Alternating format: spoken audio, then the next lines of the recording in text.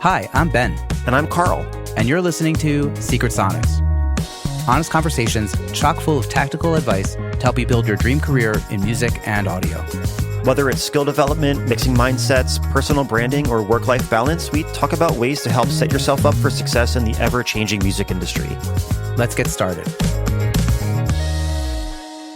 Hello, and welcome back to Secret Sonics. This is the first part of our conversation with Dana Nielsen. Dana is a Grammy-nominated mixer, engineer, producer, and multi-instrumentalist known for his work with SZA, Rihanna, Adele, Smashing Pumpkins, Neil Young, the Red Hot Chili Peppers, Weezer, the Avett Brothers, Bob Dylan, and many, many more. And in this first half of our conversation, Dana talks about the crucial soft skills that elevate great engineers above the rest. Drawing from his experiences working with industry giants like Rick Rubin, Dana shares insights on reading the room, adapting to artists' needs, and navigating studio dynamics. He offers practical advice on creating the right studio vibe, knowing when to speak up, and balancing creative exploration with real-world constraints. So with all that to say, I hope you enjoy the first part of our conversation with Dana Nielsen right here on Secret Sonics. Dana. Yes. Ben. Hello. I am so excited.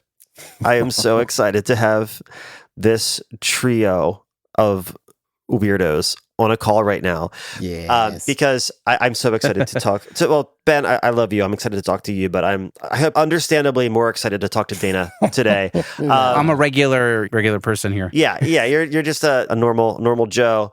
No, I'm kidding. I love you. Part of the show. I mean like regular, like every week. Oh, regular. Yes. You're a part of my routine, but also just a regular Joe, but sure. Yeah, you know what? You're my vitamins, and Dana is my cheesecake. Ooh, Velvety like smooth. Yeah. Anyway, on that note, welcome to the show. Hey. Thanks for joining us. Oh, my pleasure. Thank you for having me, you guys. This is a treat. Yes, treat for all of us, a cheesecake treat. So I want to start this episode by asking a deceptively short question that will probably be very difficult to answer. So, no pressure. What makes you you in the studio? Well, first of all, I love music, as we all do. No surprise there. Come from a musical background as a saxophone player and jazz studies major. And so I'd like to think I bring a lot of like musicality or ability to, talk with musicians and connect with them on a like non-knobs technical studio level. And am I answering this correctly? Like, in a studio sense? Yeah, there's no wrong way to answer it. I'm lobbing an impossible. Yeah, perfect. Yeah. And I love to put people at ease and have a nice time. I like to laugh. I bring oftentimes a fair amount of like diplomacy, I think, to a recording situation. I think that's part of like just who I am anyway. Making sure everybody's comfortable and the vibes aren't tense and then I guess just like a real passion, obviously, for sound and the music itself, just like really come at it as a fan of music and in the best cases, of course, we hope a fan of the particular music that's being made.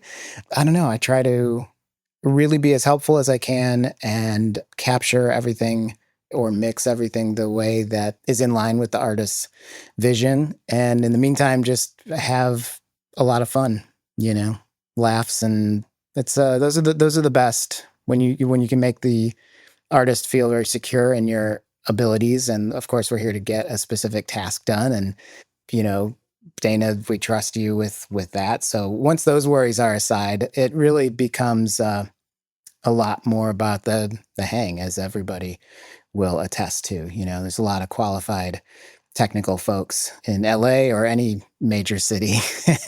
So it really becomes those non-technical things, I think, that set us apart or give us a different flavor from somebody else. And that's all I got, No, that's great. So, yeah. I mean, the way that we've been handling these interviews is we've been splitting it up into two conversations. Well, one conversation, but like, two subtopics, right? One is more technicality focused and one is more, person focused and relationship focused. And it seems like with the way that you're describing things, that interpersonal side is so like central to not just what you do, but how you do what you do. So I think initially we were going to do the technical episode first, only because we've done one interview before this, and that's just what we did then. But it would feel really shoehorned in if I was like, all right, all those great things, those really great points that you brought up about how to differentiate. Exactly.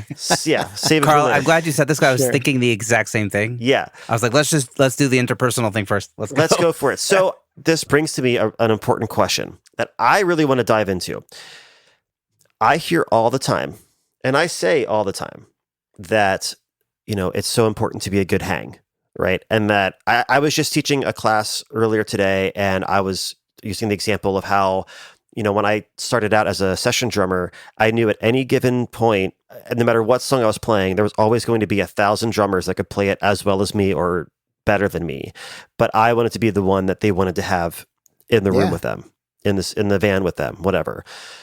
So it's very often talked about how important it is to be a good hang, but it's very rarely talked about what the hell that actually means, and how to make sure you're being a good hang, and how to make sure that you're not being a bad hang. Yeah. Well, I mean, I think that's true. That's a very hard thing to teach, but we all, I think, in our, it's kind of like the way we do anything is the way we do everything. It's like you kind of carry who you are with you from, the way you are in a personal situation, is ultimately when you're at your truest hang, bro, is going to be like what comes out in a professional one.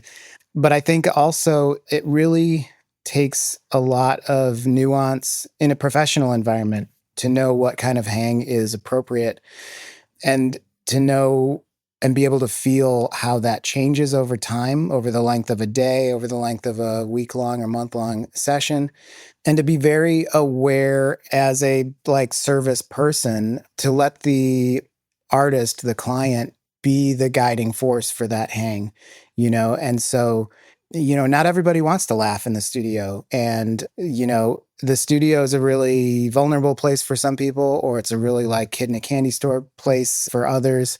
I never assume any type of vibe when I'm first meeting an artist or working with them. If it's the type of thing where they're coming to my studio or whatever, well, I guess in any situation, whether it's my studio or I'm working in someone else's studio, I am always preparing the rooms, both technically and aesthetically, for a sort of reflection of me is maybe too strong a word, because I don't really want me all over it. I just want my hosting quality to be there. I want these tables exactly so, because that's where I would feel most comfortable if I was sitting in this mic position. I want my arms go here. I'm setting the stage, if it's a tracking session or a mixing session. If you're coming to sit on my couch, you can count on that I've thought about where the tables are, where the cables are run, if I'm sending headphones back there, So, and that's what I mean by I'm presenting my vibe unspoken as a sort of introduction in the physical space, but then very much, just following their lead. You might try a little flair of your own personality, trying out a very lukewarm joke or something like that based on something that happened, usually self-sabotaging or in an effort to put the artist at ease. And, if they're like, huh? Then you're like, okay, either need to work a little more smoothly on lightening things, or just accept that we are business today, And so those people who are strictly business, if you can keep your game, businessy and tight and efficient and professional and no frills and don't talk too much and just deliver the goods, then you're going to be their favorite hang, even if that's not your default hang status. So I think just rolling with the vibe that's being brought by the client, legitimately so, if you can really embody that and respect that and find your place in that, that's always going to be a winner. I love that. It sounds like you're the ultimate facilitator, right? You're here to serve the artists and their music, and you let all of that guide the way, and you're there to use your skill set, but you're not there to impart your judgments, and your aesthetic is going to be the artist's aesthetic. But obviously you have your, the things that you're coming with to the table, but yeah. But you're almost like a chameleon. You're trying to blend to the people that you're working with as best you can. For sure. And that's always the place to start. And that's always, even as you develop rapport over the years and years working with the same folks, it's always good to remember that, that it is their music, and as close as you may be personally and as much trust as may be fostered professionally, when that coin toss comes down or whatever, like, my goodness, yeah, whatever you guys want. If you want to put the bridge there, that's great. If you want to order pizza for lunch, you're not going to hear any flack from me, So yeah, it's always, I love establishing great connections with people in the studio and out of the studio, but I'm very aware of what the roles are professionally. And I'm always wanting to make sure I'm bringing a lot of value to them, on a cost basis, so I think that keeps things a little bit in focus, of course, in spite of, not in spite of, but in addition to all the great times, I'm here to offer them a service, and I want to make sure that is, exactly what they're looking for. And we're going to have fun too. So it's kind of like my favorite type of exercise is the kind that, like, it doesn't feel like exercise because it's so fun. And I hope that that's sort of the vibe that I can bring to a studio session where it's like, this doesn't feel like work because we have so much fun, and Dana always has all the stuff set up and it always works, and there's hardly any ever technical things. And when things go wrong, the vibe is chill. Things get worked out easily, I mean, I love being in the studio, but I know not everybody does, or it can be stressful to try to make sure you do your best performance. And so anything I can do to make exercise feel fun is my favorite. That's great. I have a follow-up question for you. I've seen this myself as well. When you need to be able to read the room, the importance of reading the room that's the first step to being able to be a great hang, because you need to know what a great hang means, not just to you, but to the people that you're hanging with, right? With the artists or the rest of the team.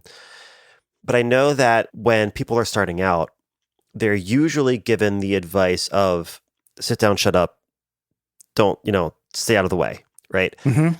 And it's great advice. Which is, yes, right. But I guess, but at some point, you do break out of that, right? Yeah. So I guess my question is, what are some landmarks or green flags or you know what I mean, for an engineer that is, trying to work their way up and try to get comfortable with navigating the situations and being able to read the room, because you can't, you have to learn to read, you know what I mean? So like, I guess what are some landmarks or some situations that you've had along your path where you felt like, okay, I know normally I'm supposed to sit down and shut up, but I feel this is a moment where I feel comfortable expressing myself. Like what were those kind of situations like for you? Well, I think when you're like, first starting, and like I said, in any situation, even if you're the producer or something like that, it's always great to let the artist lead, and in that sense, sit down and be quiet and kind of feel things out. But I will say, like, as you're learning and being mentored by and hired by people with more experience, there is a ladder, like I wasn't part of a studio staff in my career, but I always had, other engineers above me. Maybe we were both hired by the producer. Maybe the producer hired that engineer and that engineer hired me to do editing or additional engineering or assisting, when I first started. So there's always somebody that you're like directly reporting to. That is the person you should do the most interaction with, So like, if I'm an assistant engineer or something like that, I'm there to help the engineer. Like I can reach out if I have anything that comes to mind that maybe, hey, I think that mic stand is drooping, or somebody's not playing the right chord here. Like something feels very off. My God, if you utter those things like in the room to the artist or the producer or whatever, totally bad idea. But I would go to the person who hired you and very discreetly offer those suggestions to them They can run it through their filter and thank you for being such a keen observer and make the call as to whether or not they're going to tell the next person, you know? So I think it's important to, especially when you're starting out, be very chameleonic. Is that a word?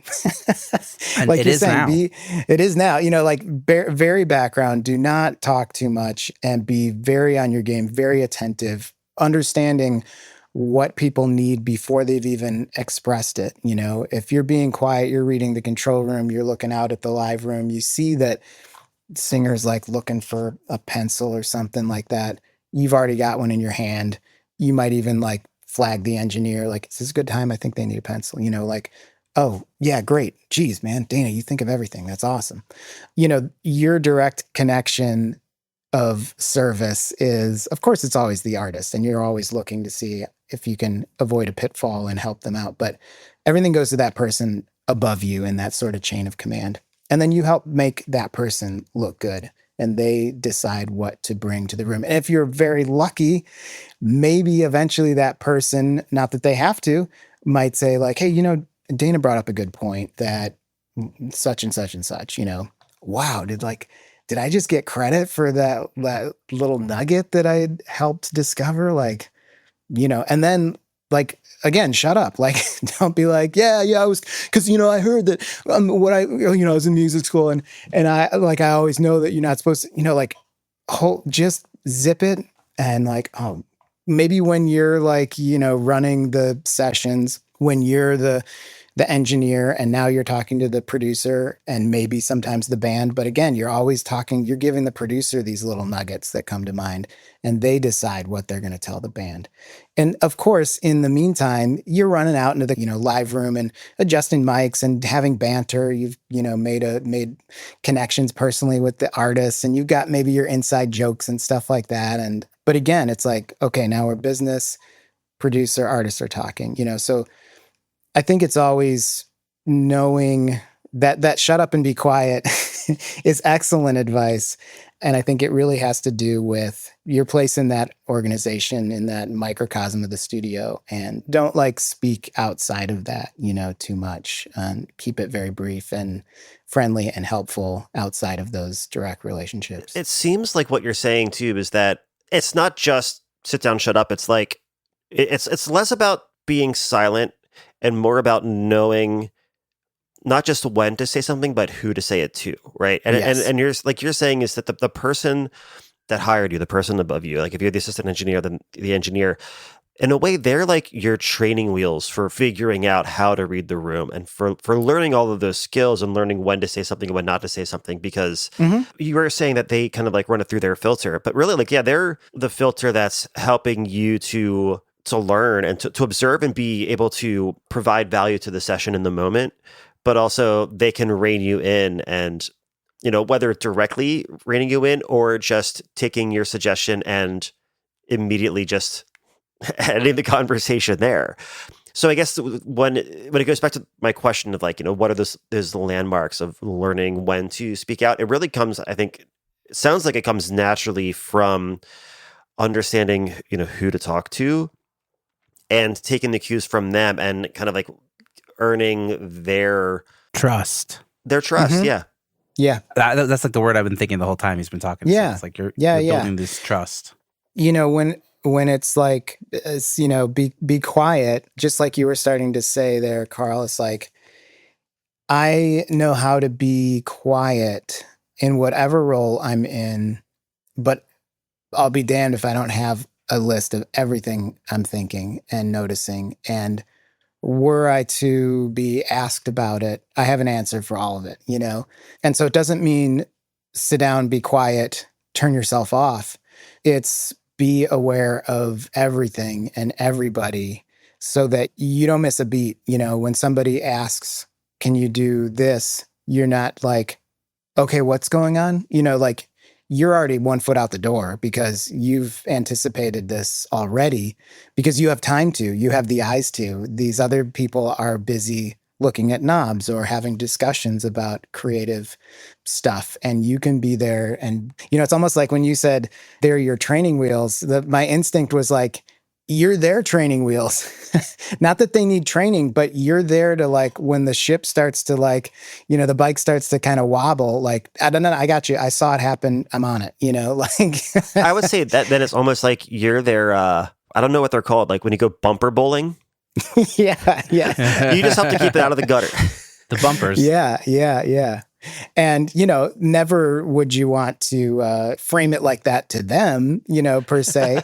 But there again, kind of like the vibe, if you can keep them out of the gutter in the most effortless, quiet, helpful, kind way, they're going to want you at every session, because it makes them look good and you're not looking to look good outside of maybe to them.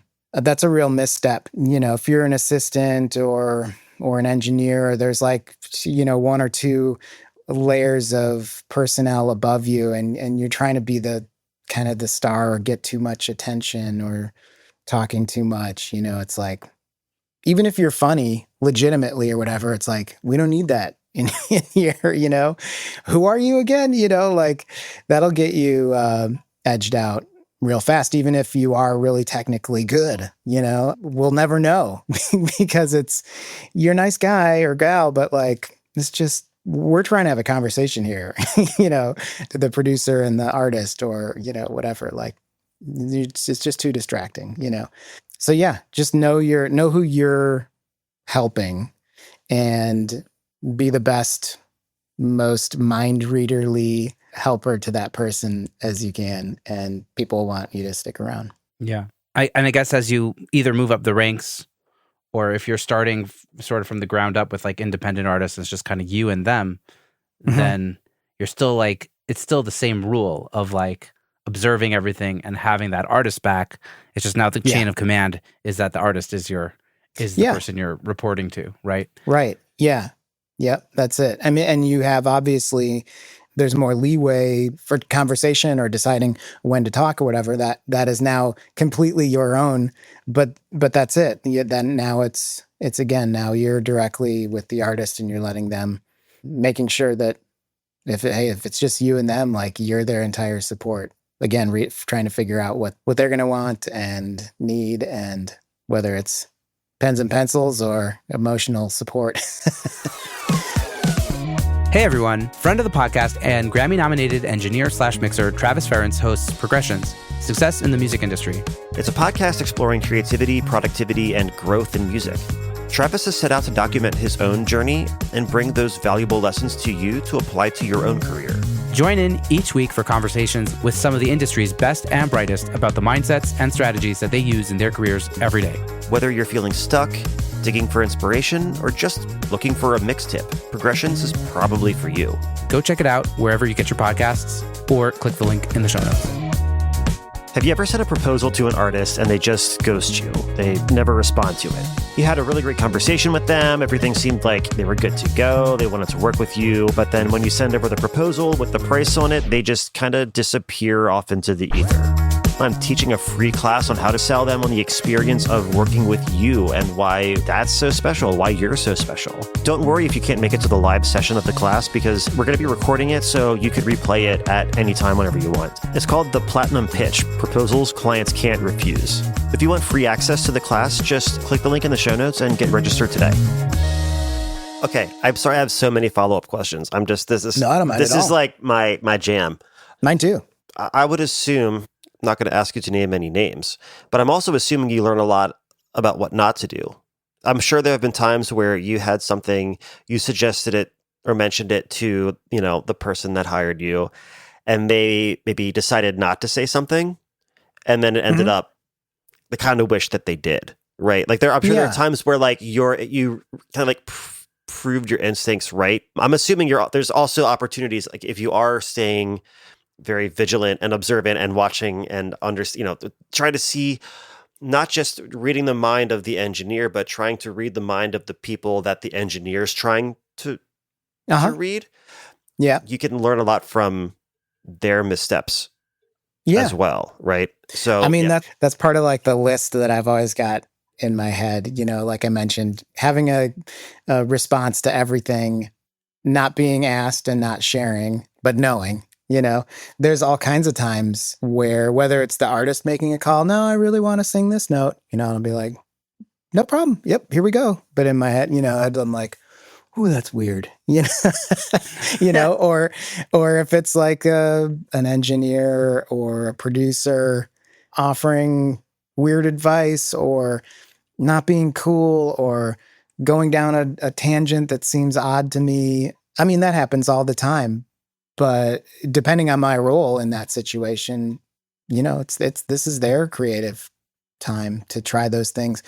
And like I mentioned with the list, like I definitely, I wouldn't do that. I wouldn't do that, but I'm never going to, share that stuff. I might, if it really seems like someone's gone out on a creative limb and is really trying something that seems off.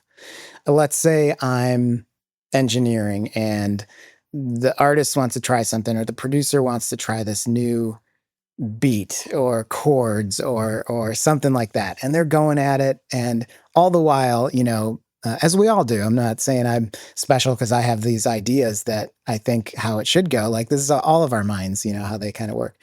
But in the effort to be playing my role, of course, yeah, let's roll this. I'm seeing how it goes and how it plays out. And one of two things will happen. Either it'll be some awesome eventual breakthrough that maybe the initial idea was harmonically strange, but then the artist figured that out in their own time and turned it into this other thing that never would have happened unless the first thing was suggested. And then we're out now, we're, on a roll. And good thing I didn't mention anything because, here we are. Or it'll be kind of like a banging heads against wall and someone's getting frustrated and someone else can't articulate it quite well. And maybe at that point, I would, again, to the next chain of command, maybe it's in this scenario, producer or something like, talkback's not on, but just like, while the artist is, I'm in record and there's a thing going by and, hey man, I feel like what may be happening. And again, this would all be like, I would be reading a face, does this person want to hear what I have to say? Or is it like, hang on, or are they like, yeah, what do you think? I feel like maybe it's because they're hitting, the kick on the and a 3 and it's against what the bass is doing. Like, okay, let me listen, or maybe like, we tell them that?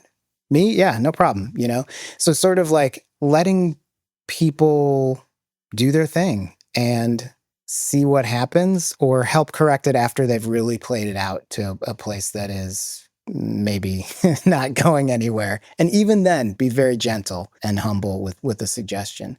I'll tell you an interesting story that I think about all the time, kind of like this, that just came to mind as I was talking. I don't even remember what session this was, but it was something. It was a kind of a writing session with Rick Rubin and a band. And again, I don't remember which band it was, but they were playing a groove and maybe some chords. I can't remember if we had referenced this song. Let's say it was a Madonna song or something like that. I don't remember what was going on, what we were listening to. All that to say, it doesn't really matter. But what was happening is we're recording this stuff and I'm noticing that like the band's out there playing this beat and it's like the same tempo, the same chords, the same beat as some other song, And so I'm letting it go, but man, it's like, do they not hear this? Does Rick not hear this? And so at some point, just like in this past, example I was saying, I'm like, hey, I'm sure you know this or they know it, but like, this is kind of the same chords and tempo and everything as such and such song, whatever. And it was really surprising and interesting. He wasn't like, oh, you're right. Like it was not a problem at all. He was like, it's cool. Just let them, let them do their thing. And wasn't worried at all. He's like, that's all right. And what I saw happen and was such a great lesson was that eventually through the course of an afternoon, it swayed into something that wasn't remotely like that other song. And, he knew well enough to just let them both play their instruments and play creatively and fall into their own thing, And so even like listening to a reference and playing that reference and writing a melody over the top of it was all fair game in the course of like finding the artist's way, through something that is unique. Whereas my normal like brain would be like, hey, that's this other song. Think of something else. Yeah, it's almost like he saw it as a stepping stone toward something greater, but your instinct was more of like the floor is lava. Like, don't step on that. Right. Kind of thing. Yeah. Right. Don't even get attached to this idea because it's something someone else is already, like. And so that was a really, really interesting, and that happened years and years and years ago, but has always stuck with me, So, and that's to answer more of the earlier question we've been talking about, like when to speak and when not to speak. Don't ever tell anyone other, if at all, anyone other than your direct chain of command that like, this kind of sounds like this other song, like never let an artist hear you say that, like that is a vibe killer in the worst.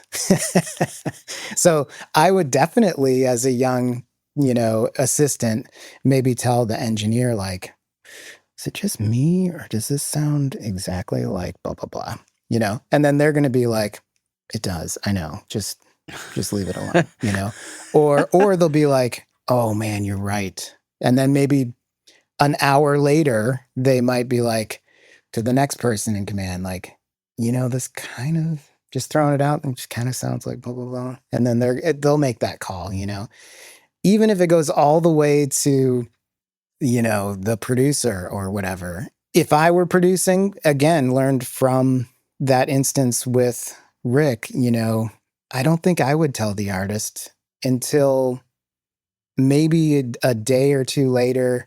There's been a rough mix made and there's been a stopping point, a stake, in the ground of like, this is cool for now. Like we made a song, maybe with some clarity a few days later, if it still felt tricky, maybe worth talking about, but it's just not something an artist wants to hear. And someone else in their world is going to tell them if it's really important and doesn't have to be you, because that's a real like gut punch. It's embarrassing to hear that, nobody wants that. Yeah, that's really interesting. Like I don't know if I would go that far, but it does kind of speak to something that, I've sort of learned is that every song production is sort of like an experiment.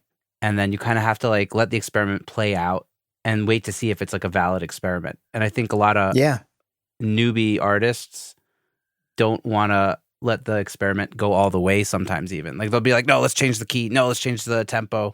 And it's like, well, let's just finish this and see, or let's just take this far enough that we can see if this is a cool thing.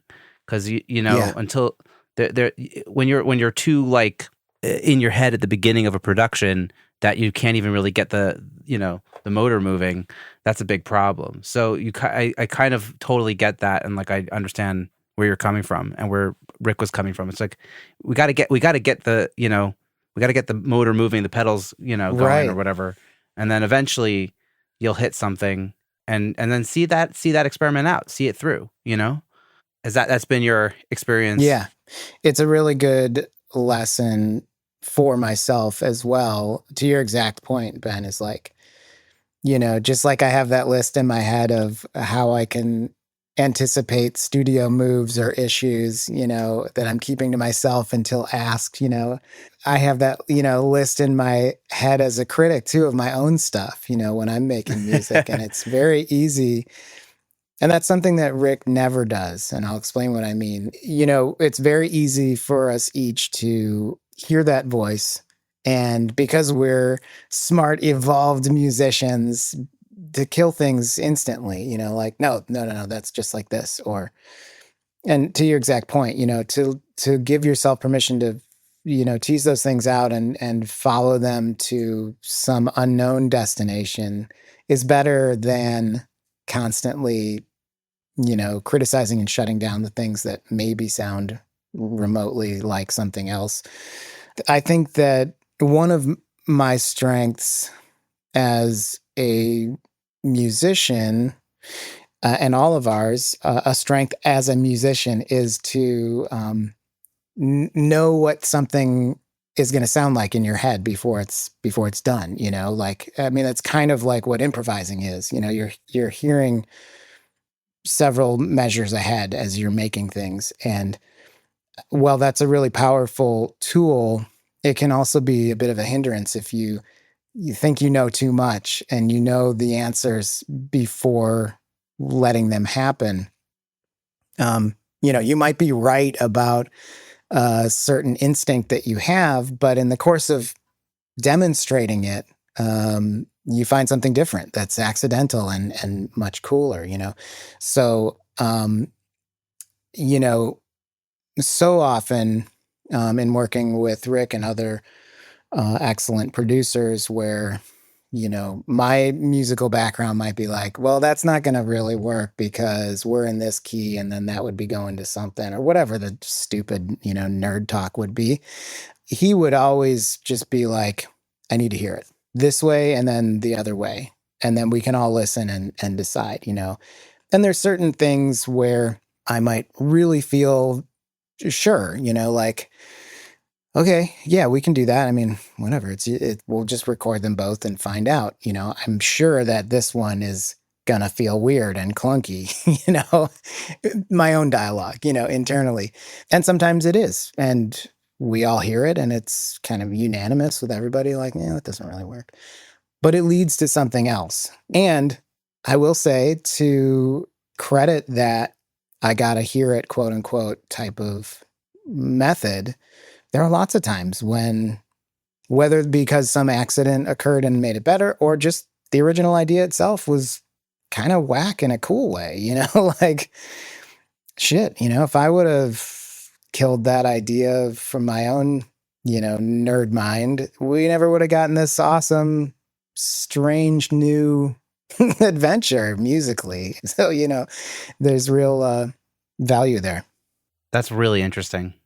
I think the elephant in the room that all the listeners are thinking, what about projects that don't have Rick Rubin budgets and timelines? Mm-hmm. Right? So like how do we handle that when we're the producer working with an artist, mm-hmm. and they have all these ideas, or they, getting there gradually? How do you handle it in those situations? Figuring out what's the threshold of how long do I wait to say something? When an idea is going rogue or like let's say like the Madonna sound-alike example. You know what I mean? Like mm-hmm. when you're working at Shangri-La or whatever, and you've got all the time and money in the world. Yeah, right. You guys go ahead and vamp on that.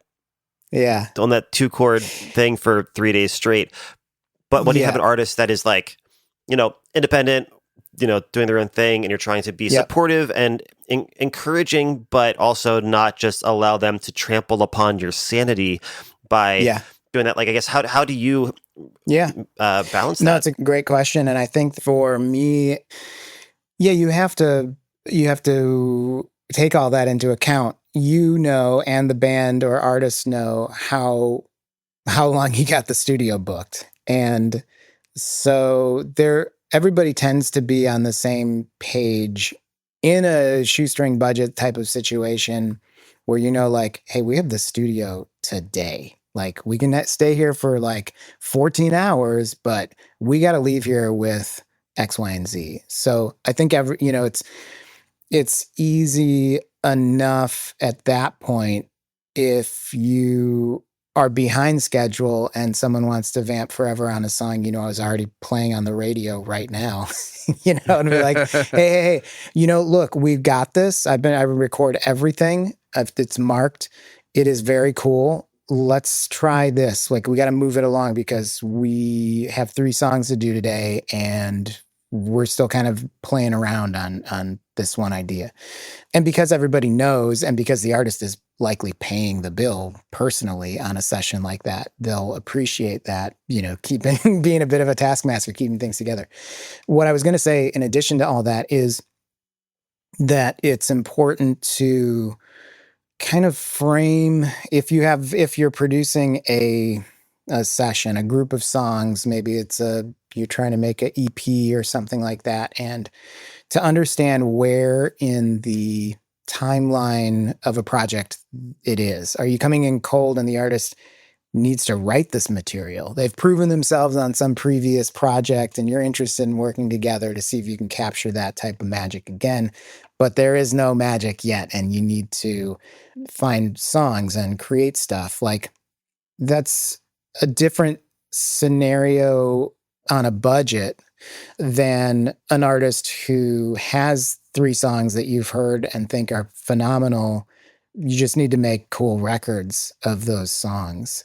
Then you can hop into a studio and try a few things out, but you have a clear path. So all that to say, if somebody wants to vamp on chords and experiment, and those chords are already, very familiar, and like, these are things that should be done in a much more cost-effective pre-production writing studio, probably someone's home, where you can just let things run and be creative. It's much more time consuming to write than to record and, make an awesome recording of an already vetted, amazing song. So that's just kind of the non-music part of producing that's much less glamorous and much less talked about, is the more time management, money management, expectation management, planning, figuring out how to get those things done. That's why most people don't write songs at Shangri-La because that's very cost prohibitive, or why people don't write songs in any major studio. Those that do are usually really established artists who have plenty of leeway in their budget that they're either self-funding or they feel confident will recoup, and this makes sense to be, at this place where we feel our most creative. But of course, most people are not working like that, and should do that sort of pre-production with or without a producer on their own in a very affordable way. Yeah. So it's kind of like pre-production. That's it, And when you're in the studio, then it's go time, and everybody should know what's happening. Yeah, and especially if you're really watching the clock and the wallet, Yeah. That's the wrap on the first half of our conversation with Dana Nielsen. Stay tuned next week for the second half, and we'll see you guys then. We hope you enjoyed this conversation as much as we did. If anything here resonated with you, please share this or your favorite episode with a friend. And as always, we love to hear from our listeners, so find us on social media at Secret Sonics, at Ben Wallach Music, and at Carl Bonner. Until next time, bye, Ben. Bye, Carl. That was good. I think the outro was great.